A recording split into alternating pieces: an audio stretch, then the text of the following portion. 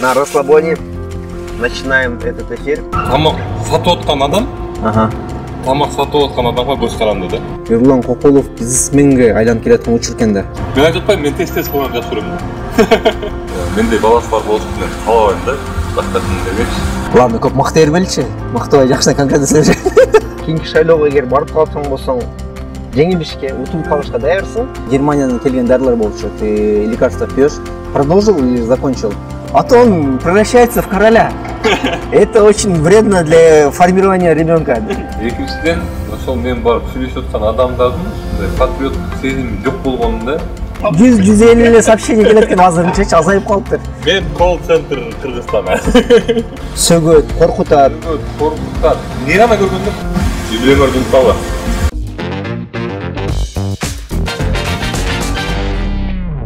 Салам алейкум, достар. Вот так и на расслабоне начинаем этот эфир. Негизги мен досым Эрлан Кокулов, Не сахар деген проекттин негиздөөчүсү. Жана ушул адамдын көз караштары, жүрүш турушу, катыр болгон нерселери, ойлонгон нерселери боюнча бир выпуск кылайлы деп чечтик. Эрланды абдан көп уговорить кылдым. Досым, сен макул бүгүн интервью бересиң бирок. Абдан деле катуу уговорить еттим деп айтпачы, макул.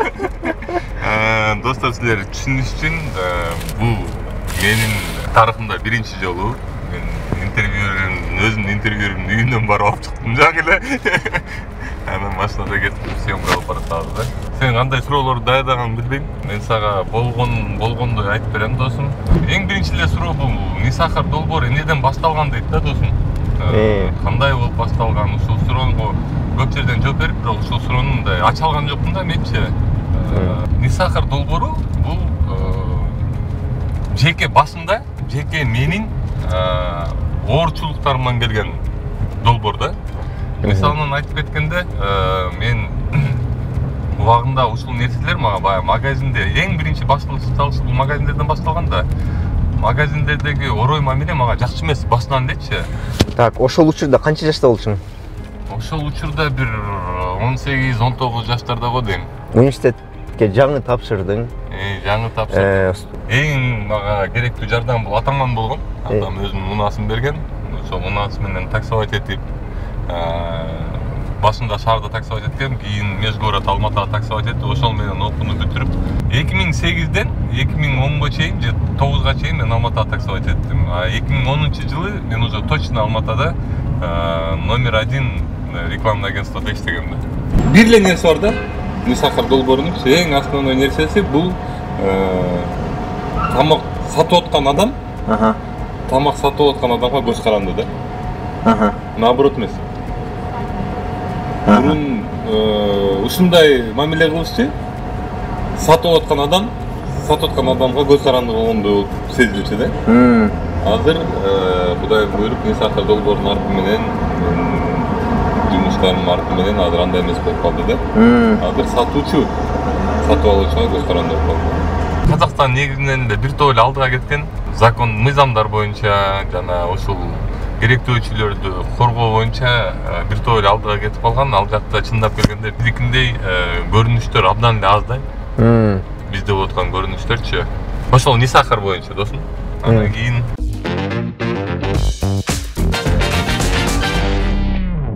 Лично сен жөнүндө сүйлөшөлүчү досум. Ошол 2016-жыл, 2017-жыл. Жумушту бүтүрдүк Алматадагы. Алматада жумушту бүтүрөлү деп калдык. 2010дон 9-дан баштап туруп 2018ге чейин ошол Мурат Байкенин оң колу катары болуп иштеп жүрдүң да. 2018ге чейин же кайсы жылга чейин? 2018ге чейин. 2018-жылы Байкем өтүп кетти, тирек алышча. Арты кайрылуу болсун Байкеге. Каза болуп калгандан кийин сен жаңы жумуш издей баштадың. Же эмне кантип? Ушул жагы аябай интересный да. Мен баягы жумушта издешим керек болду. Жакын адамымдан айрылдым. Анан эмне кыларын билбей бир айдан ашык туруп калдым менчи. Бир айдан ашык эмес, 2 айдан өттүм да. Анан жүрүп иштеш керек болду. Анан кийин ошол маалда ойлондум да менчи. Мен бир жерге көз органга же бирге жумушка кирсең, бул карьерный лестница,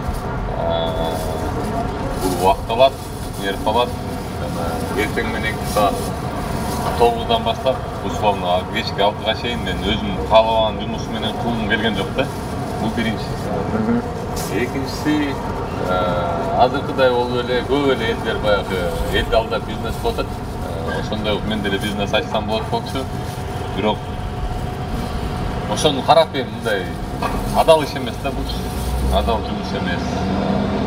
Кайсы адал жумуш эмес? Кандайча? Көп нерселер да, мисалы ушул бизде Кыргызстанда азыр тилекке каршы тамак аш жаатып. Жок, 2018-жылы сен жумушуң жок, сен оюңда бир эле общепит бар болчу. Бизнес кылсам общепит эле кылам деген болчу. Жок, башкалар эми баягы сен айткандай айтилер жок болчу.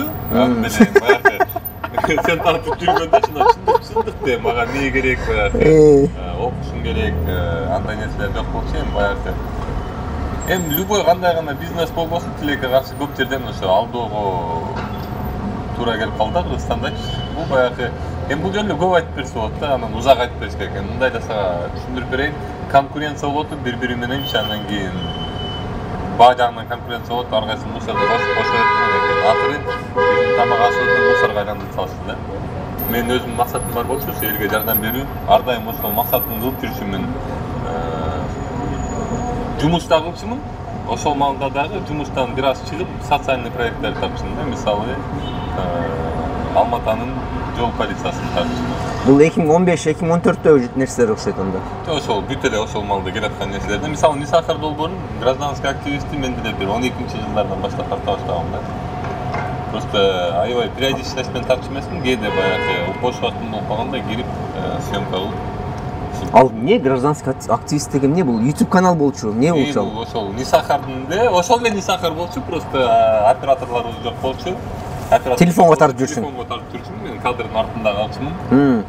Ушинтип тартып жүрчүм. 2014-жылы гражданский активист деген телефонго мындай тартылган, гаишниктер токтону. Сиз кимсиз? Где дорожная карта? На каком основании остановили деп туруп сен тартып жүрчүң. Магазиндерди тартып жүрчүм. Магазин келип, бул кандай товарлар деп туруп Казакстанды тартып жүрчүң. Жок, Кыргызстанда да. 2013-2014-жылдары. Каякта чыкчу ал материал? YouTube каналда? YouTube каналдын аты гражданский активист болчу. Азыркы Нисахар. То есть азыркы Нисахар мурда гражданский активист деп аталчу. Ошондо сен каналың канча бир 14 ачылган болсо, 13 ачылган болсо 7 жыл болуп калабы? Жок, мен каналым көп ачылган. Мен каналым 2008-2009 ачылган өзү. Ушул азыркы Нисахар каналы 2008-жылы ачылган да? Бирок баягы видеолор киргизиш эмесмин, кийинчерээк киргизе баштадым да, 2011-ден баштап киргизе баштадым.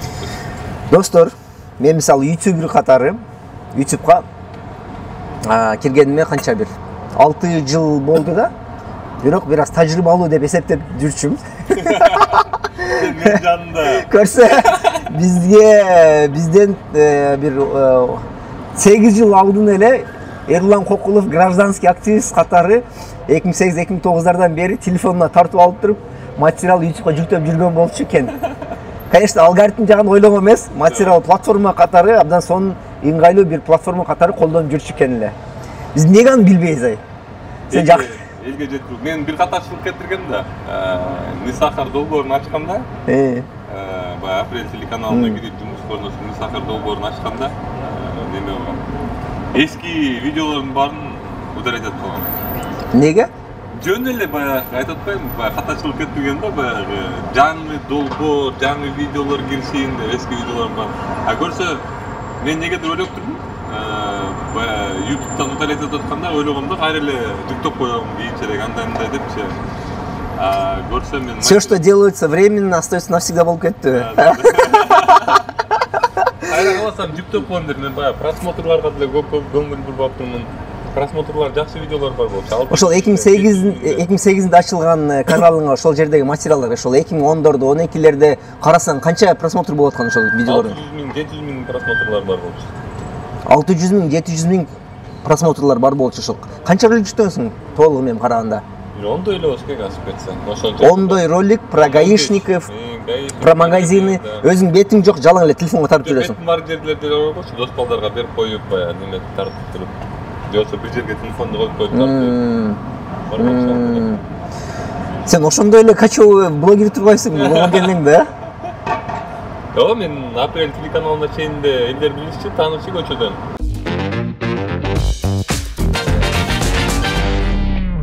Чем тебе дальше хочется заниматься? Азыркы маалда жаңы долбоор менен деп койсот, жаңы долбоор менен Олегтин, сен билесиң, пряниктер.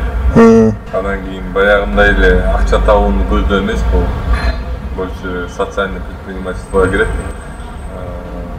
Мен канча съемка кылдым, канча айттым, пряник чыгарган жерлергечи, оңдогула, түздөгүлө ремонт кылууга, нерселер татканга даярмын, зыян нерселерди алгыла депчи, составтарынан өзүм эле камерамды ютубтан эле байкасаңар болот, бирөөсү болуп айтат мен, ошондой эле цехтер, ошол ойдон эле иштеп жүрөт.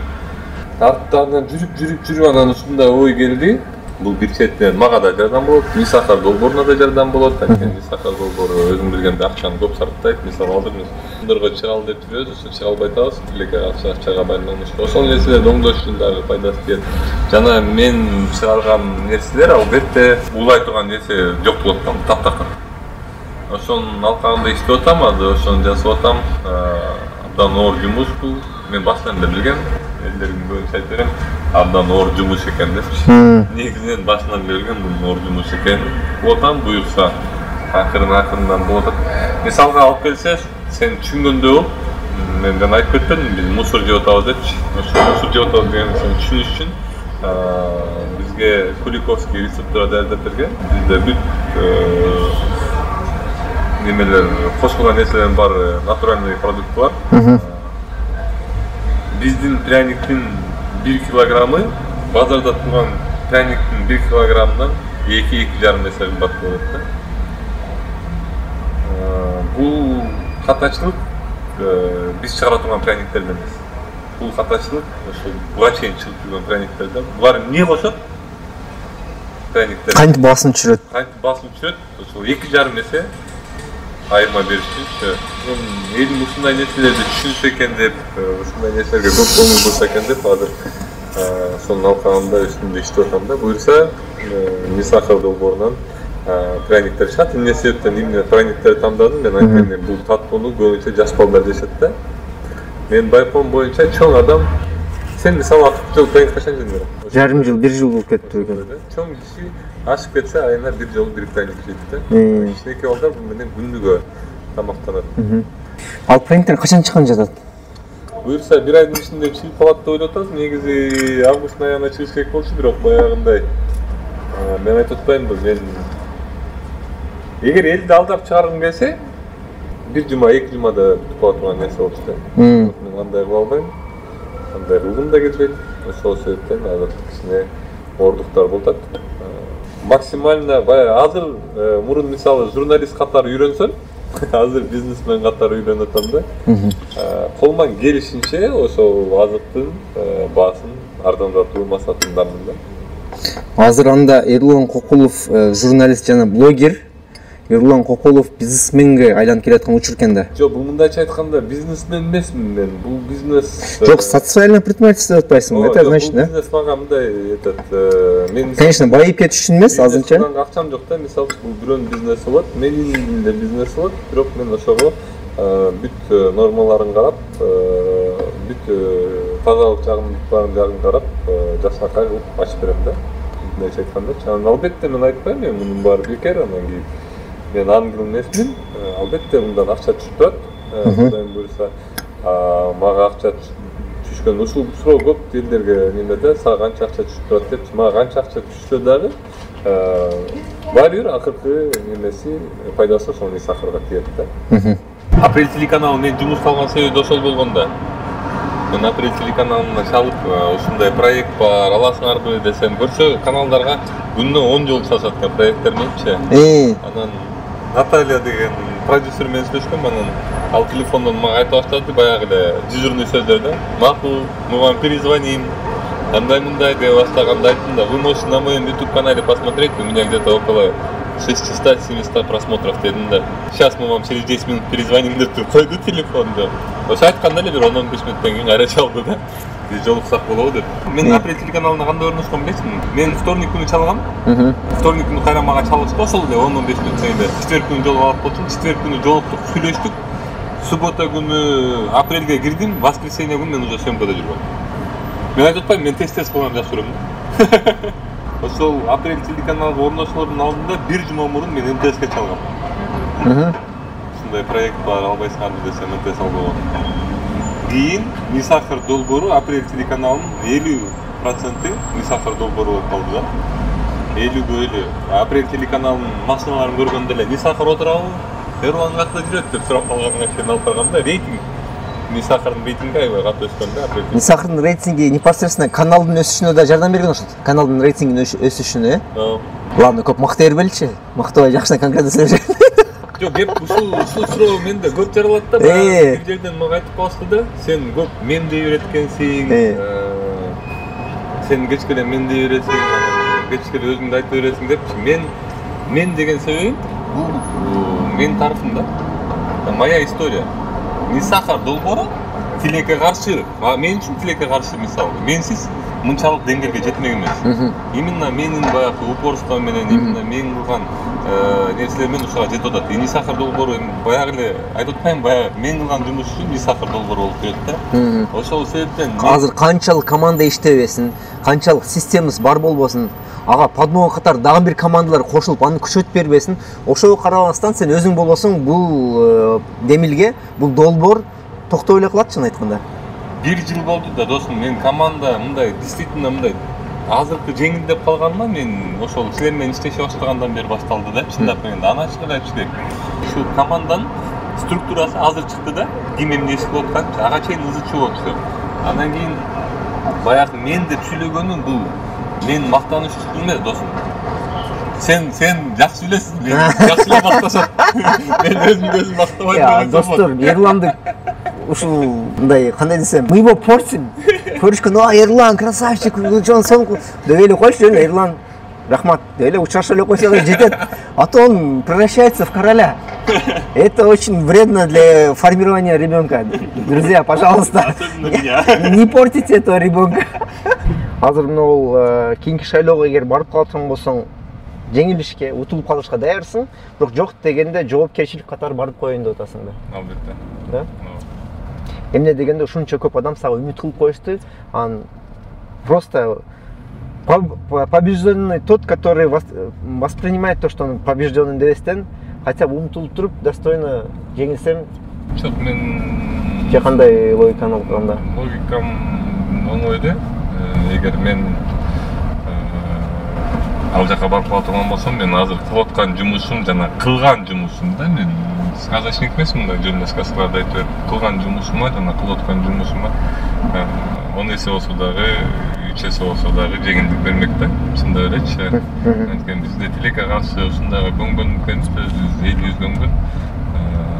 Бир жерге барып сүйлөш үчүн сен ошондой раң болуш керек. Мисалы, бир-эки өзгөрүүнү кылыш үчүн мен журналист болгон себебим деле ошон үчүн болгондо, мен деген блогер болуп жүрүп, андан кийин блогер болуп барсаң ошо баягы кирип барганда эле документтериң менен сен кимсиң, анан андай-мындай дей беришти. Ошол жеңилдик болуш үчүн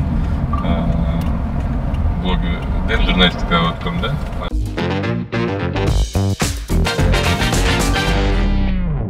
Бул оңой сезиле берет. Четинен караганда оңой сезиле берет, жөнөкөй сезиле берет, бирок алып келгенде мисалы ошол эле командада жанында жүргөн бирөө бир тыйын албайт, мисалычы. Алар өздөрүнүн жумуштары бар, иштешет. Бирок ошо ыргасаң да Мисахар долбооруна келип, ушундай баягы мен кандай оорусам ошондой ооруп, чын дилинен жумуштарды аткарышат да. Бул конкретно кайсы балдар жөнүндө? Мисалы ошол Али, Элиза, командада көп да, мисалы Талай деген дос болгон бар, мен көрүп каласыңар анын камерада чогуу жүргөнүн үчүн. Ал өзү мисалы мугалим да. Апрель телеканалы жабылып калгандан кийин мен ошондо түшүндүм, камера деген нерсе кымбат нерсе экенин. Операторлорго баягы акча төлөш керек экенин, офис алыш керек экенин ошондо түшүндүм да. Андан кийин мен өзүм абдан намыстуу адаммын да, намыстуу адаммын.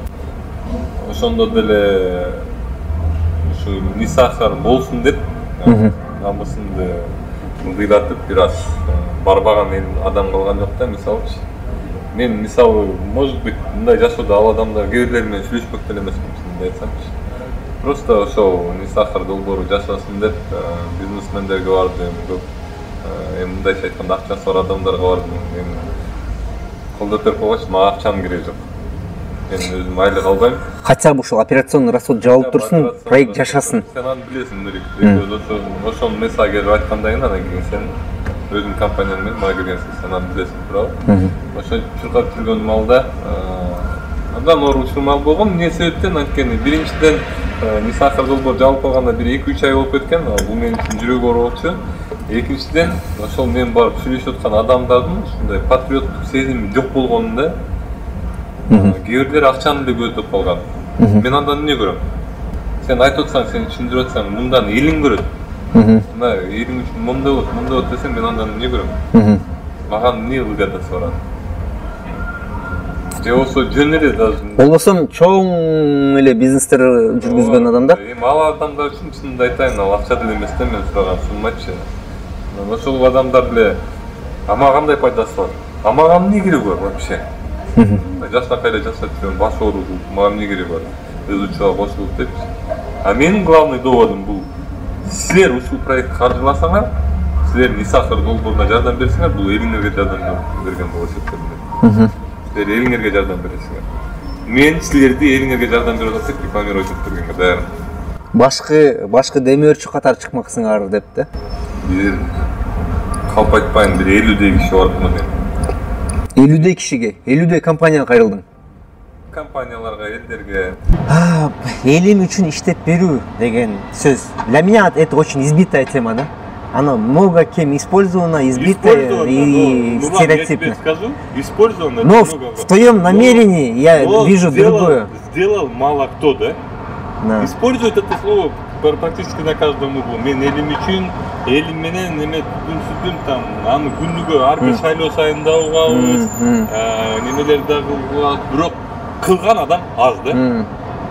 Ошо же кылып аткан адам. Ошо кылган адамдардын санына киргенге, санына кирип аткан үчүн мен ошол менен баягы рахат алам да.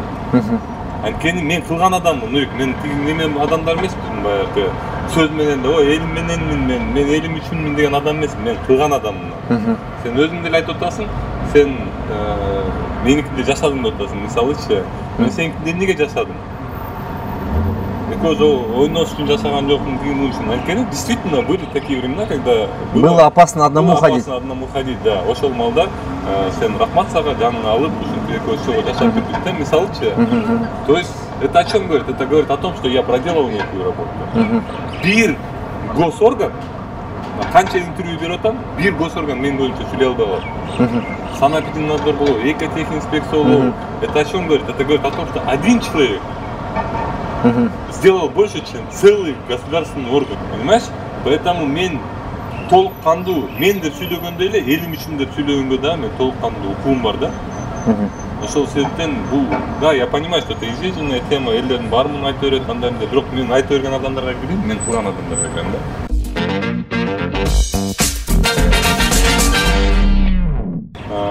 Мен бүт эле мага жазгандардын баарына бара бербейм.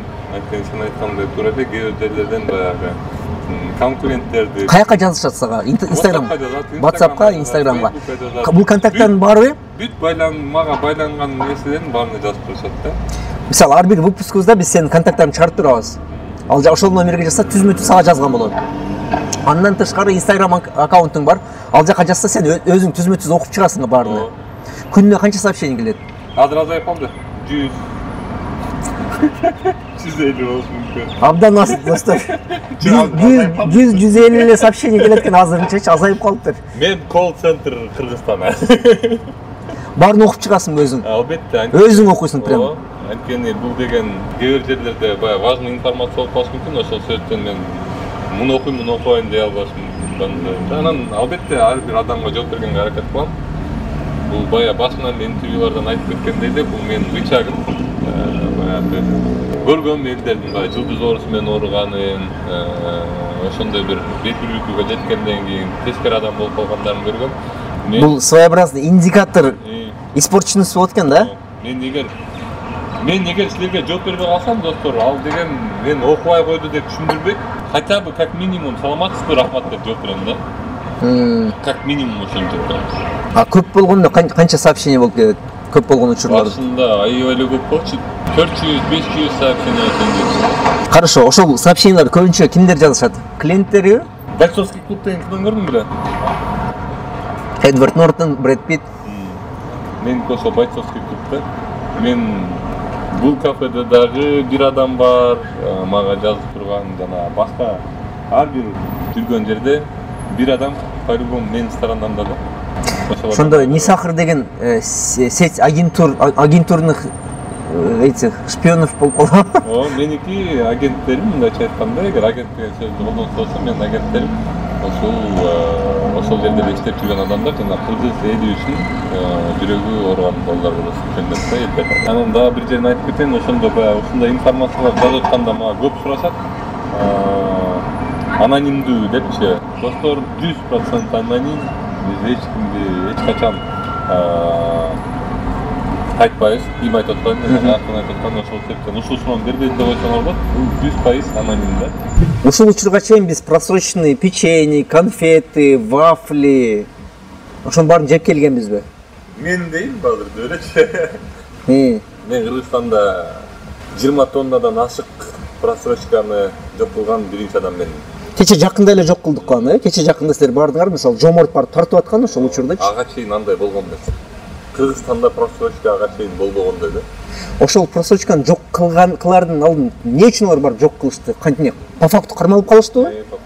Целый склад просроченного товара. Это на сколько тысяч долларов склад?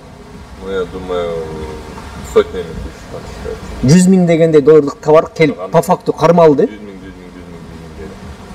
И ал бир эле склад. Бир эле склад. Андай складтан канча болушу мүмкүн по Кыргызстанда? 2 склад. Кайсы мындай да. Эки склад кармадың. Ошондон кийин абдан эле кыскарды да. Просрочканы бергени Кыргызстанга. Ошондо складтан канча болушу мүмкүн эле? Мен билгенимден эле дагы 3-4 склад бар болчу, бирок азыркы информация боюнча токтогондой да. Ошондо складтын бир 3-4 ладно, по Бишкекке 7 болсун. Сен билбегендер менен кошуп 8 болсун. Ар биринде андан көп 20дай болушу мүмкүнбү? Складтар бар, крупный жана мелкийлердин эле бар, кичинекей аз-азынан алып келип өздөрүнүн анан кийин бирөөсүнүн генеральный прокуратура жаппады. Анан сеть магазин ачып жүрүп, тоже жаппады. Кыргызская компания же россиялык компания болчу? Кыргызстандык. Кыргызстандыктардын компаниясы. Биз бүгүн бала чакабызды жашынакай тамак аш менен камсыздай алсак, эртең биз Японияга айланышыбыз мүмкүн да. Эгер биз бүгүн аларга жашынакай тамак бере албасак, анда эч кандай развитие жок болот. Жардамга муктаж болуп калып, ата-энеңден жардам сураган учурлар болду да. Ошол кандай учурда? Ошол баягы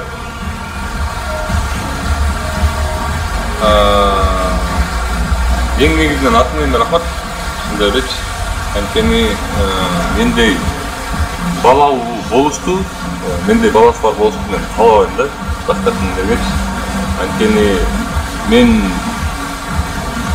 ошондой жүрүп, анан бир маалда ушул Нисахар долбоору менен мен айтып атпайм, мен кээ бир жерлерде намысымда кечкен күндөр болгон, ушундай бизнесмендердин артынан жүрүп, же болбосо мен мындайча айтканда бай адамдардын артынан жүрүп жардам берип койгула депчи. Мен ата-энеме чындап эле рахмат айтам, анткени мен ата-энемен акча алып калгам да. Ата-энемен акча алып Нисахар долбооруна көп ороткон күндөрүм болду да. Бул кайсы жылдары? 2019-2018 эле. 2019да эле болду да. Сен бир 30га чыгып калдың. 30дамын. 30да. Билеген мен ата-энемди бага турган маалдагы адаммын да. Мисалы азыр деле менин ата-энем менден независит. Хотя мен чоң кишимин. Мен ата-энемди өзүмдүн мойнума алып, ата-энемди бага турган адаммын да. Ушундай элечи. Азыр деле ошону эртең толук кыла албайм. Толук кыла албагандан дагы кээ бир маалдарда азыр деле ушул маалда деле ата-энемен акча алып керек деп баскан күндөр болот да. Анан кийин мен уягам да, ушул нерсечи. Ушундай эле уягам. Анан ойлойм, эми элестетип атасыңбы? чоң эле киши болуп турбайбы. Андан кийин ушул долбоорго Чоң эле киши дегенде жашка жетип калган адам, өзүн өзү багала турган адам учурга келип калган. Мен ата-энемди да багышым керек. Мен айтып атпаймынбы, мен ушу кыялымда бар. Ата-энем башка чет өлкөлөргө көрүп келсе дейм. Негизинен эле ушу ата-энемдин бир жерден мындай кысылып атканын көргөндө өзүм жыным келет да. Эмне себептен? Мен ата-энеме жардам бере турган балдамын да. Ата-энемен жардам сурай турган балда эмесмин. Бирок тилекке каршы бир малдарда бул акчаларга даже мен тиешемде жок болсоң чакпайт да магачы. Мен тиешемде жок. Кайсы акчаларга? Ошол ата-энем тапкан акча бул өзүнүн ата-энемдин акчасы да. Өзүнүн ырыскысыны, өзүнүн ата-энемдин акчасы. Ошол акчага кээде мен муктаж болом да. Жок, финансировать деле эмес, эми ата-энең экен да. Ата-энең сурабайт сенде. Эмнеге? Каяка? Берет. ошол монтажерлорго, операторлорго акча керек, айлык төлөшүм керек эле берип туруңуз. Ошол сыяктуу нерселерде мен билем, ата-энем деле баягы ата-энем берке аласың да, азыр деле. Азыр деле акчасын берет. Азыр деле ошондой эле эме. Мен ал жакта эмесмин, чында элечи. Азыркы балда ата-энеме жардам берет балдар. Ошого карабастан Нисахар долбоор иштесин деп, Нисахар долбоор жүрүп деп, айда жок ушундай адамдарга барам да. Бирок ичимен ар дайым баягы переживание болуп жүрөм да.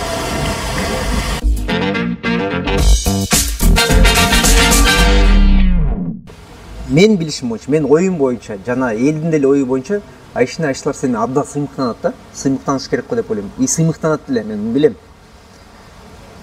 Неге азыр сенин көйгөйүңдү түшүнбөй атам? Неге ушундай баланы каалабайт элем дегениңди?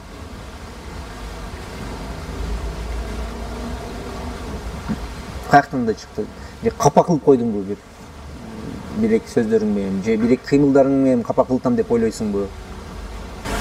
Намыс керек да. Эркек бала деген эркек бала деп болсо керек. Ошол ата-энесинин апорасы эркек баласы болуп керек да. Мен үй бүлөмдө жалгыз эркек баласымын. Менин эжем бар. Ата-эненин апорасы мен болушум керек. Алар мага эмес. Мен аларга. Ошондой эле болуп атат го? Андай. Кантип ошондой болот? Айтып атпайм мен сага. Мен жумушум болупту. Туурабы? Көп нерселерди ачам. Көп нерселерди ачып айтам. Биз андай жакшы көрдүк. Анан кайсы эле ата-эне баласын ошондой жерде иштешин каалайт. Макул, ал жерде иштеген бир жөн болушун, анан дагы иште дагы акча берип иштешет да. Ошондой жерде деген ошондой стрессовая работа да. Стрессовая работа, где-то опасная работа. Максимум конфликтов. Ну, досым это сейчас максимум конфликт. Когда меня все знают, когда көп жерден мен уже белгилүү адам болуп калдым. Это сейчас так. А было же не так. А как было? Было, что я у тебя живу. А до этого как было? До этого тоже такие моменты бывали. Мен азыр белгилүү болуп калып, мага абдан көп жеңилдиктер келе жатты. Ошо жерден элдер тааныйт. А до этого не так было. Негизинен эле ал деле кеп эмес. До этого не так было дегенде, тебе приходилось каждый раз доказывать то, что вот это все неправильно, и я соблюдаю, и я хочу, чтобы было правильно. А правильно дегенде мы имеем в виду, соблюдались права потребителей, чтобы не травились люди. Понимаешь, вот народ идет течением, да? Вот көрүнүп калган течениясы бар да, элдинчи. Ошол течение менен кете берет да. Анан бирөө чыгып ошолордун арасынанчы. Мен азыр өзүм жөнүндө айтып атам. Дагы бир эки үчөө бар чыккандарчы айтчы. Бирөө чыгып туруп эле карап туруп, мындай болбойт. Биз башкача кетишибиз керек. бул течение, бул туура эмес течение дегенде баягы көнүп калган эл течениясы менен көнүп калган эл эмне дейт сага? Эгер ошо өмүр бою ушул течение менен өтүп калды, же сен самоунуйсуң.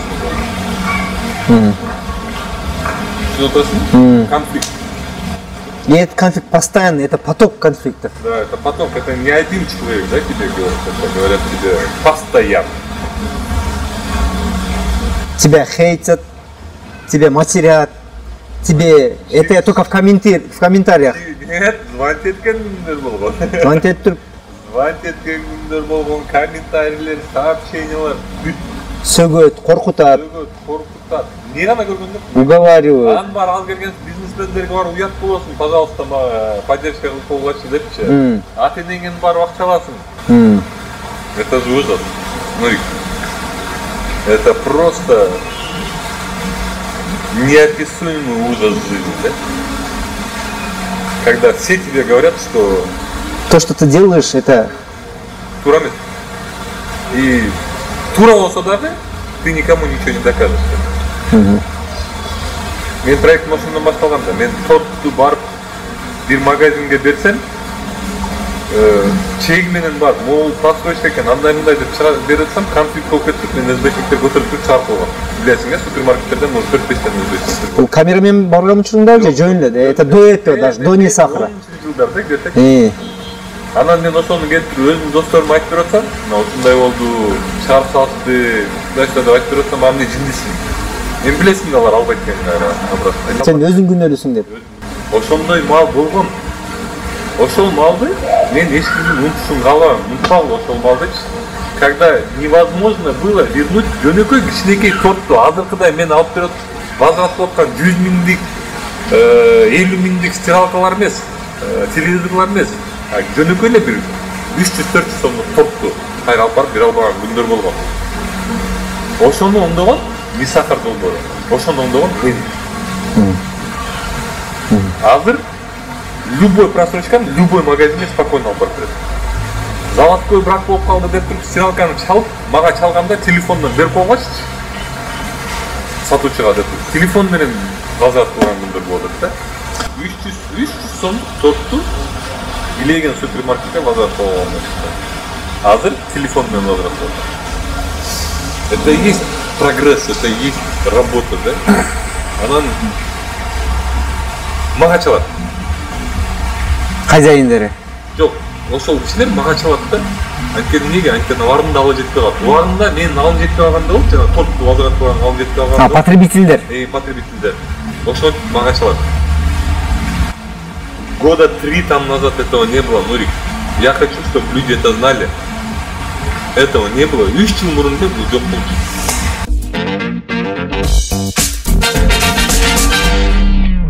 Мен билишим боюнча сенин дарыларың ушул Германиядан келген дарылар болчу. Ты лекарства пьешь.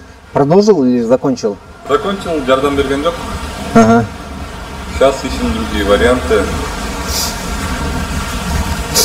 Не особо люблю разговаривать. Честно, жаловаться жаткандай эле сөздөр айтсам ачык. Ден соолугун карашым керек. Бул чындык. Чындап келгенде я считаю, что конкретно это виноват проект мой. Просто 100%. Ну, 100% не говорю, 99%. 99% долбор. Бул нет. Азыркы малда дагы башка варианттарын карап атабыз. Германияга барып келейин деген ойлор бар болчу. Пока фотторун таба албай атабыз. И пандемияга байланыштуу көп жолдор жабык болуп жатат. Издеп атасың? Локдаундар бар азыр. Мен айтып кетейинчи, Нурик. Ошол баягы ар кайсы бизнесмендерге барып жүргөндө, суранып жүргөндө, ошондон мурун мага өзүмдүн иним келип айткан. Эрланбеке, мен каржылап берейин. Долбооруңарды. Азыр биз тартып аткан камерадагы ошол иним каржылап берген. Андан кийин каржылап берейин, андай эмне. Нурсултан. Нурсултан айткан, мен айткан, Нурсултан каражат абдан көп тартты. Ошого карабастан, байке мен даярмын. Бул ошол менин инимдин, менден бир топ эле жаш инимдин ошону көрүп, жана бизнесмендерди болбой, кыйын иш болбой, ошону көрүп, ошону ошого жардам берейин дегенине мен кубанычтамын, чын жүрөктөн да. Нурсултан, биринчи очередь сен колдоп кеткениңе, ушул себеп жабылып калбай уланып кеткенине сен себепкер болгонуңа команда катары ыраазыбыз. Мен сени тааныйм, көрүшкөнбүз, бирге отуруп турабыз, буюрса дагы көрүшөбүз. Жабылып калмак досум, анткени 50 кишиге барсам, 50 киши отказ берген да. Жабылып калмак. Эми канча ата-энеңден акча аласың, канча досторуңа карызга кире аласың, бирок өзүң жабыласың да. Ошол Нурсултан дос менин 1 жылдай каршылады. Сахна долго кынк деген жок. Изинге керек болуп атат, Ошко съемкага барып келиш керек болуп атат. Бир да жолу неметкен жок. Мен башында отказ берип койгом. Отказ берип коюп, дагы эртеңге бара берем, акыры уже колумду түшүрүп, болду, Исака долбоор жабылды. Всё дегенде, анан ошондо Нурсултан дагы бир жолу келип, мен даярмын. Баягындай эле даярмын дегенде, дагы бир жолу айтып, Нурсултан бул абдан расходный. Мындай неме эмес, мелочтар эмес. Практически проект на дотации только. Да. Неприбыльный проект. Неприбыльный проект. Акча түшпөйтүн эле. Мен даярмын. 23 чыгып аткан проект, мен даярмын. Азыр ошол камера менен съемка кылып атабыз. 1 жыл бизде каржылап да. Ты сам понимаешь, да? Какие расходы, да? Кийин 1 жылдан кийин каржылай бермек. Сен просто уят да, кайра эле баягыдай уят да. Досум сага рахмат. Андан кийин да баягы выбор болду, антип 3 ай Исака долбооп чыккан жок. 3 айдан кийин мен бош болгондон кийин да 1,5 ай чыкпай калды. Сен аны билесиң, кайра эле баягы бизнесмендердин артынан чуркамай башталган менде.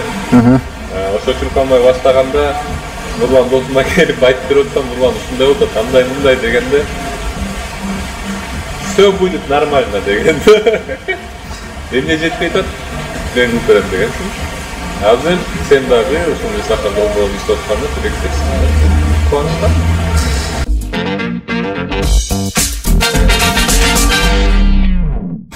Элиңер үчүн жок дегенде уландар кайтатын, основном жок дегенде 2 жыл убактыңыз болот, армияга барганда эле да. Акча деген берип кетет. Силер калган менетине, кылган менетине калат. Ошол себептен калабым элиме ден соолук эле. Оңолуунун жолу чөй. Бүгүн өзүмдү оңдобом. Эртең эмес. Эртеңки калтырбаган. Бүгүн катачылык кетириңерди, ошол катачылыкты бүгүн оңдоп аракет кылган. Ошол катачылыкты эч кандай мен айтпадым, мен ата-энемдин алдында күнөөлүм. Гордый адам катары мен бул нерсени скрывать этип эле койсом болот болчу, айтпай эле койсом болот болчу. Бирок мен ошол күнөөнү билип, мен ошол күнөөнүн үстүнөн иштеш үчүн мен ушул нерсени айтканда өзүмө жана ачык эле элдерге айткан аракет кылдым. Анткени мен бул катачылыкты өзүм айтып турсам, мен бул үстүнөн иштейм. Ошол себептен мен Кеменстан тууганга кеттим досум. Всё? Барып, бийлемге көмүп турайын. Бийлемердин тала.